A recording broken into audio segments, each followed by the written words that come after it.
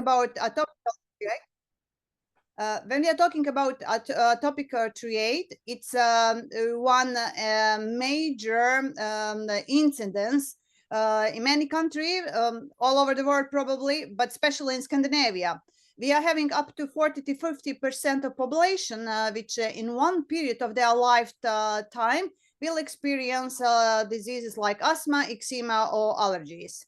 Respiratory allergy is the most common ones, being 30% allergical to pollen, fur animals, and house dust meat.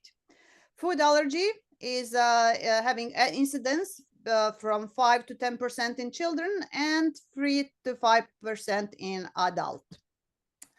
The first demonstration, a public demonstration of efficacy of hyposensitization was already published in 1911, although in Scandinavia we started using it in the 60s. The theoretical background from this one is that we are well aware if we expose somebody to the tiny low dosages of different medication, for example, poisons, etc., over a long period of time, repeatedly, after a while, that person will develop some kind of tolerance. And then later on, one have to apply higher dosage. And this is the background in this kind of treatment as well. In the 15 years, during the first 15 years of the treatment in Scandinavia, it was only available subcutaneous injection. Nowadays, in the last decade, it has been developed sublingual types of administration. And this is the one which we use in dermatology. Reason for that, we will talk about later on. Nowadays, they are doing good research about like food allergy, especially important about like nuts allergy, like peanuts. There's developed some medication extracts, but still not good one for sublingual use. So at least in Norway, we do not have available that yet. First, we can talk about mechanism of sensitization. It means how one person gets allergy, e.g. mediated allergy. So very short terms, people having atopy, they usually not usually, but they activate lymphocyte T helpers type 2 mechanism, this pathway they are going through. And there is the interleukin 4, 5, and 13, which is being released. And interleukin 4 and 13 is the one which activate lymphocyte B cells to produce specific IgE, immunoglobulin E, which one then later catch on the receptor of mast cells or in basophils. With repeatedly exposure, antigen is going directly to this complex receptor and IgE specific one, and this then escalate in the like immediate allergical reaction, being involved the histamines, leukotriene, prostaglandins, and other inflammatory reactions. And as well, we have also after a while developing the late allergical inflammatory reaction, being involved like eosinophils, lymphocyte T cells, and as well the other inflammatory in tissues. So if one person is exposed to lower dosage of allergen over time, one after a while, due to this repeated hyperreactions and chronic allergical inflammation, will develop chronic asthma and or rhinitis. Long-term exposure as well lead to an destruction and repair process in airway mucosa, and this one can lead to the structural and irreversible damage to the airway mucosa, of course, impairing lung function. So now we are going to reverse the process of sensitization. It means we will now try to develop tolerance. And this is one very long process. And it's encompasses very complex network of immunological changes, which is really difficult to completely understand, especially for us who is not specialists in immunology or having special interest in that.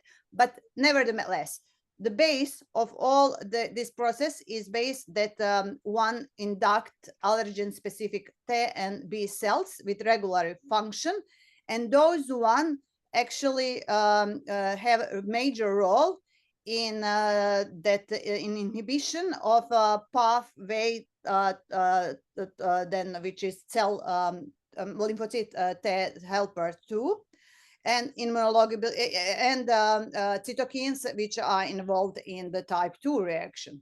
And after a while, one gets switch from pathway 2 to cytokines if pathway 1 immunity reactions.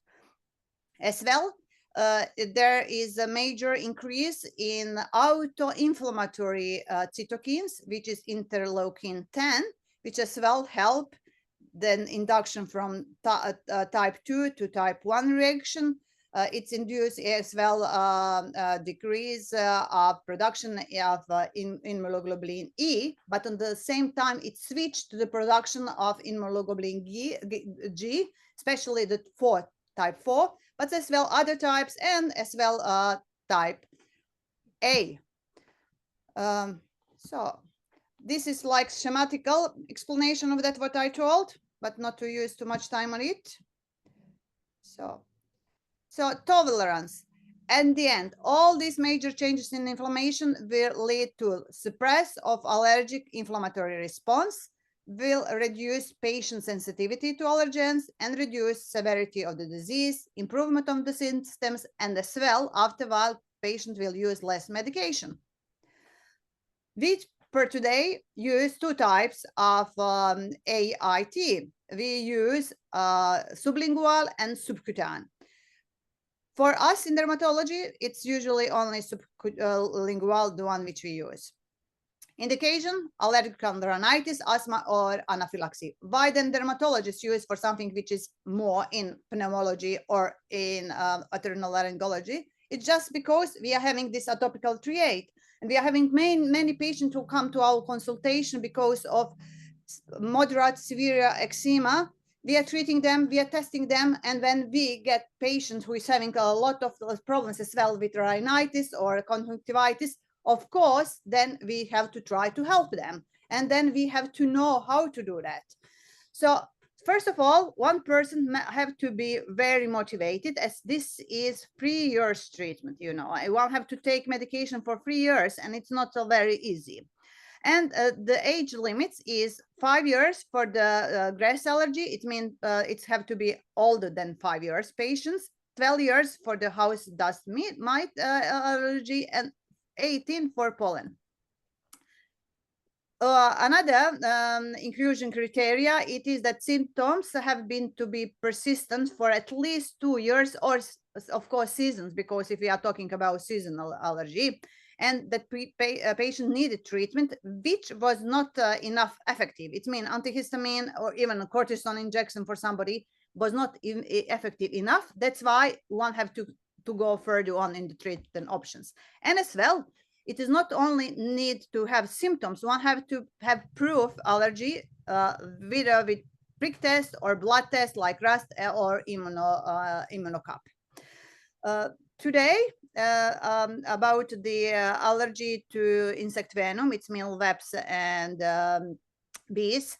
The only available treatment, it is a subcutaneous reaction. And here is one exception. It is enough that one person have had only one systemic reaction with circulatory and respiratory symptoms. So immediately it is offered possibility to get the treatment.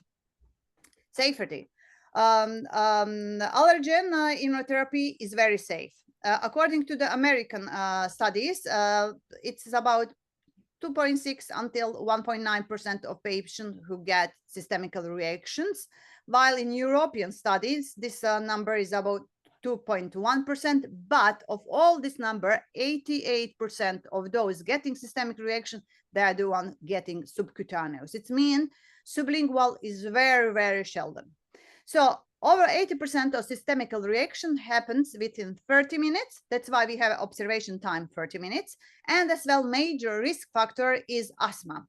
And this is why one of the possible contraindication for the treatment is severe asthma, but I will talk about it later on. So per now, there was no republished event with lethal outcome for the patient who used sublingual treatment. And with about like subcutaneous, it was about 1 per 9.1 million injections with a fatal outcome. If we compare sublingual versus subcutaneous have slightly better clinical effect, but not so much significant. Sublingual has much better safety profile. For insect allergy, as said, only subcutaneous is available, and then have a very good evidence of efficacy. About animal fur allergies like cat and dogs, we have only good evidence about subcutaneous, but there are available some sublingual, which maybe are not having so good documented effect.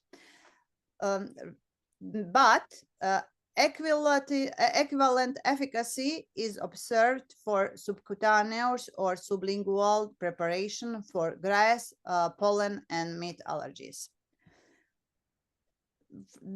Said to that, this is the main reason why sublingual treatment is the first choice for the allergical reaction for pollen, grass, and meat allergies. And this is especially due to the lower risk of allergy, but of course it's as well possible that you use this treatment on your own without necessary to go to the doctor practice. And in Norway, we have available sublingual dosages for house meat, pollen, grass, while subcutaneous for dog, cat, bee, and wasps allergy. So SL in dermatology in Norway, we administer only sublingual, no fatal events describes, and the only side effects usually observed is the local reaction in first 3 weeks of the treatment. But nevertheless, we always need to have prepared adrenaline when we start with the treatment. Anyway, when we start treatment, patient should start with antihistamine at least 2 weeks prior of the start of the treatment. The first tablet is taken at a consultation, and we have to have adrenaline available. Then how is it done? Patient take first a glass of cold water, then put the tablet under the tongue. And if somebody is having any kind of irritation in the cavity, one can put it between gum and cheek. Patient has to be observed at least for 30 minutes, and then from there, thereafter, one is taking a tablet daily for 3 years. The most common side effects, it can be some irritation, itching, burning sensation in the mouth, and it usually lasts for some few minutes after intake. Absolute contraindication: severe, uncontrolled, long-standing asthma, active autoimmunity disease. The reason is this for autoimmunity is that allergen immunotherapy can have a theoretically negative effect on autoimmune disease. Also, contraindication absolute for active malignant disease, because we are not sure how it will be interaction between treatment and cancer. AIDS patients, pregnancy, but if somebody is already on therapy, if we make a good consent and informative talk with the patient, one can continue to carry on with the treatment. And for this, taking this sublingual therapy, if somebody is having any kind of chronic inflammatory disease in the oral cavity, or eventually eosinophilic esophagitis. Relative contraindication: partially controlled asthma, cardiovascular disease, eventual treatment with beta blockers because adrenaline can have a decreased effectiveness, as well treatment with MAO inhibitors because the effect of adrenaline can be enhanced or prolonged. Thereafter, there are some kind of autoimmune disease in remission for different type of chronic immunodeficiency disease, etc. And as well, if patient is not having good cooperation, like people with severe psychiatric illness or the child under the age of 5. As well, possible relative contraindication is the systemic reaction to previous treatment. So sublingual treatment should be started at least 4 months before season of pollen or grass. And if one starts 2-3 months before, maybe one will not get full start of the effectiveness within the new season of the allergy, but still we can start it. And if patient is taking really like daily the tablets and one not experience any improvement, then one should stop after a year of treatment. The other things which one have to be aware of, one can continue with antihistamine during the treatment, and one can first stop it after eventually one having already get effectiveness of the treatment.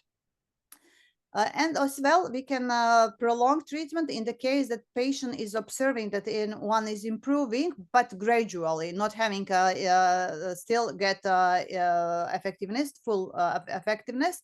So one can actually extend it to up to 5 years.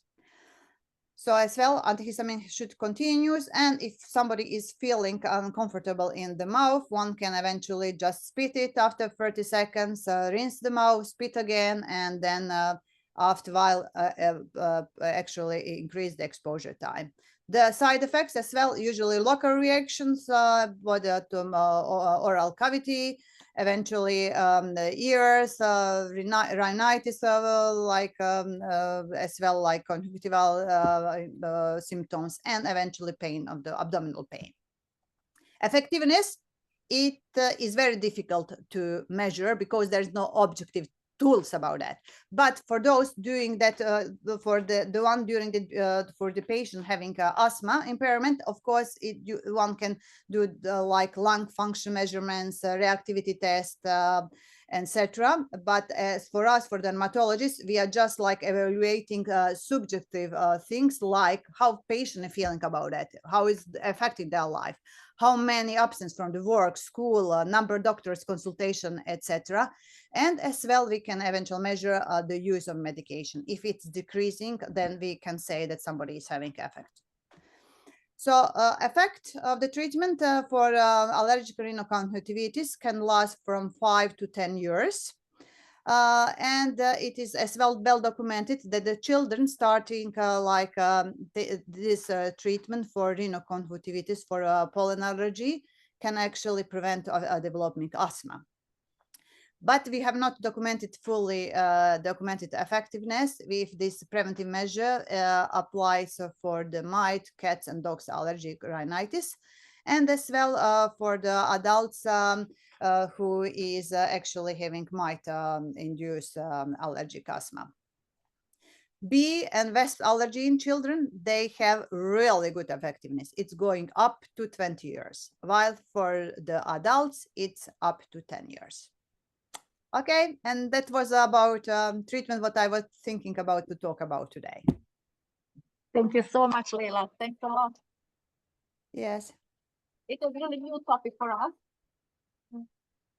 Is there any question in the audience? What do you think about, we don't have this practice in Sweden, not at all. I don't know if you use it at other dermatological clinics.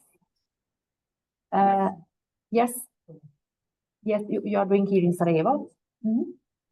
And because what about the patients with severe atopic eczema? Yes. Might it be combined with the Dupixent treatment, for instance, for those who have like severe atopy? And do you do that in practice? Yes, we have had patients having other kinds of treatment, so it is possible to combine it. Actually, even if you know it's immunomodulity, etc., but we are combining it. And the fact that I thought that it's very important that we talk about this topic, because within dermatology we are still the one who is should have competence within within allergy. And so that's why I'm just want to highlight how important field of the allergy is still within dermatology, and that we should be maybe more involved about possibility for the treatment and not just like remit this patient to the otolaryngologist or eventually to the pulmonologist. But in Norway as well, in general practice, patient is actually starting the treatment with sublingual treatment. And your question about it, if we can, yes, we can do that. It was a really good point. So thank you so much. Thank you for joining us online. Yes. And hopefully next year in person. Yes, thank you very much. I just want to say that I hope so that everybody will enjoy the BHAAAS and have a real enjoyable stay in Sarajevo. Thank you so much, Leila. Bye. Thank you. Bye.